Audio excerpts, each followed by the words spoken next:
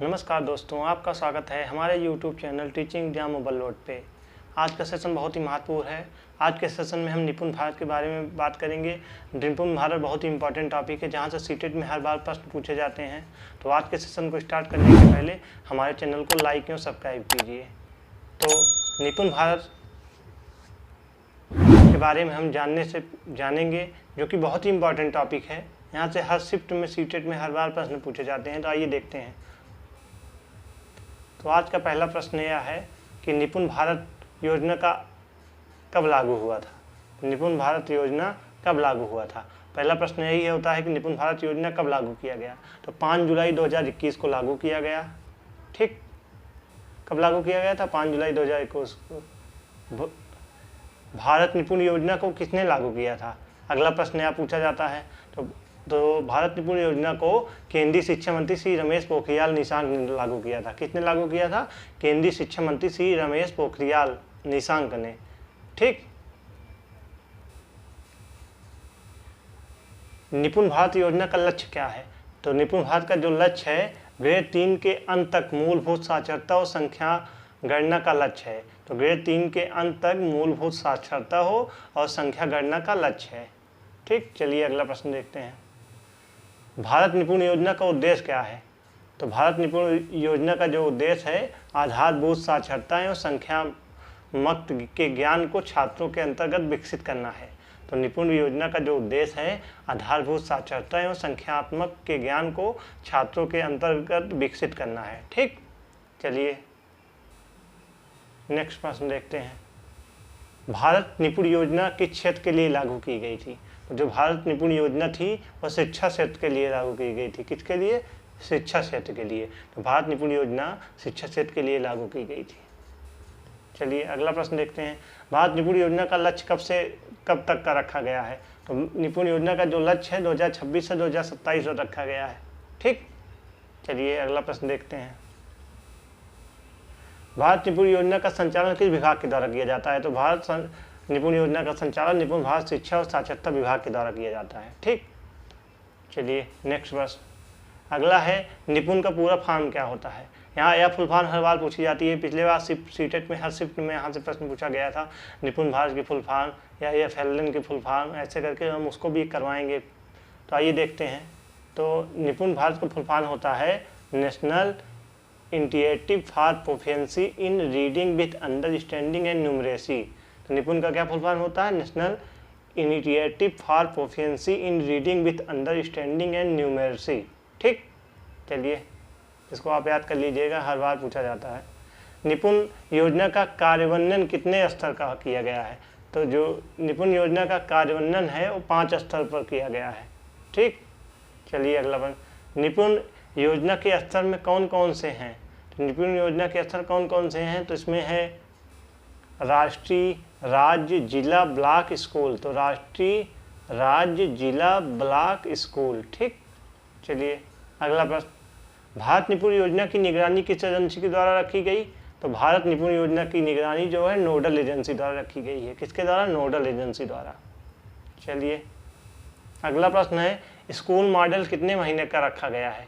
School model कितने महीने का रखा गया है? तो जो स्कूल मॉडल है वह 3 महीने के लिए रखा गया है। ठीक, अगला प्रश्न, स्कूल मॉडल के द्वारा किन्हें मदद मिलेगा? तो स्कूल मॉडल के द्वारा बच्चों को प्री स्कूल शिक्षा में मदद मिलेगी। स्कूल मॉडल के द्वारा बच्चों को प्री स्कूल की शिक्षा में मदद मिलेगी। ठीक, चलिए अगला प्रश्न है, बच्चों का आकलन किस प्रकार किया जाए? बच्चों का आकलन किस प्रकार किया जाए? तो इसका सही आंसर है विभिन्न प्रकार की तकनीकियों का उपयोग करके। तो बच्चों का जो आकलन होता है विभिन्न प्रकार की तकनीकों का उपयोग करके किया जाता है। ठीक, अगला प्रश्न, भारत निपुण योजना को कितने भागों में विभाजित किया गया है? तो भारत निपुण योजना को 17 भागों में विभाजित किया गया है। तो भारत जो निपुण योजना है इसको 17 भागों में विभाजित किया गया है। ठीक, चलिए अगला प्रश्न, भारत निपुण योजना का क्या लाभ होगा? तो इसका जो लाभ है शिक्षा की गुणवत्ता में सुधार है। निपुण भारत योजना का जो लाभ है उसको हम शिक्षा की गुणवत्ता में सुधार लाना ही इसका उद्देश्य है। ठीक, भारत निपुण योजना की मुख्य विशेषता क्या है? तो 3 से 9 वर्ष के बच्चों की सीखने की जरूरत को पूरा करना ही इसका लक्ष्य है।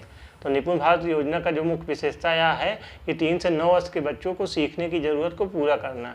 ठीक, चलिए अगला प्रश्न, भारत निपुण योजना को दिशा निर्देश करने के लिए किनकी भूमिका महत्वपूर्ण है?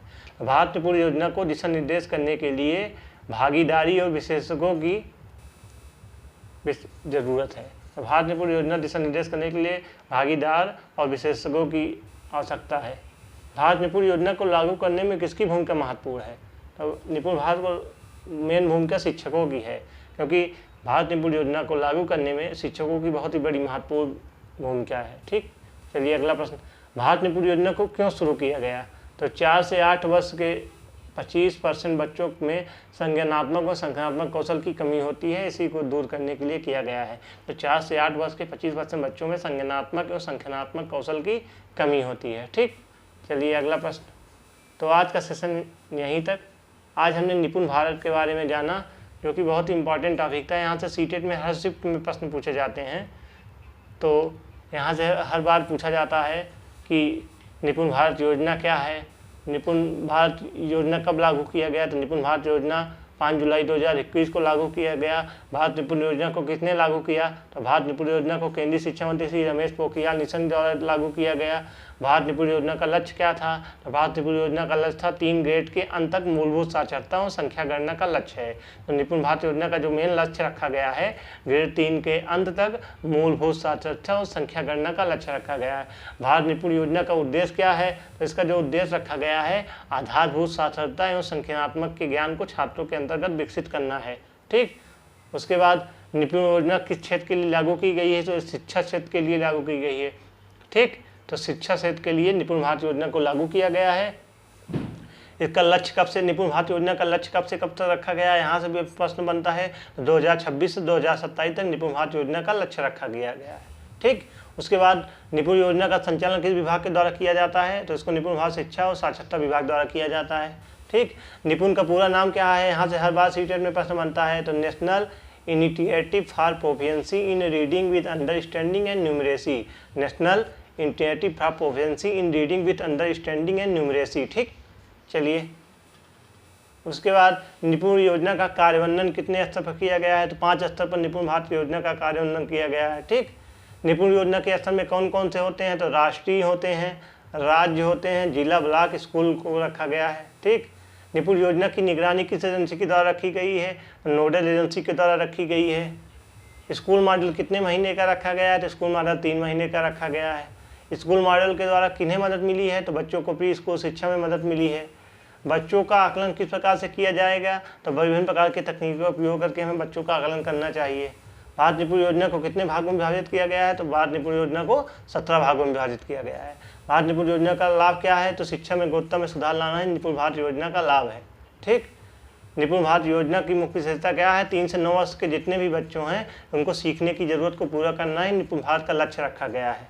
ठीक, निपुण योजना का दिशा निर्देश करने के लिए किनकी भूमिका महत्वपूर्ण है? तो भागीदार और विशेषज्ञों की भूमिका बहुत ही महत्वपूर्ण है। निपुण योजना को लागू करने में किसकी भूमिका महत्वपूर्ण है? तो शिक्षकों की भूमिका बहुत ही महत्वपूर्ण है। तो निपुण योजना क्यों शुरू किया गया है? तो 4 से 8 वर्ष के 25% बच्चों में संज्ञानात्मक एवं संख्यात्मक कौशलों की कमी होती है, इसी को दूर करने के लिए निपुण योजना शुरू की गई है। तो आज का सेशन बहुत ही इंपॉर्टेंट था। यहाँ से सीटेट में हर शिफ्ट में प्रश्न बनेंगे, तो आप लोग ध्यान से इसको देखिएगा।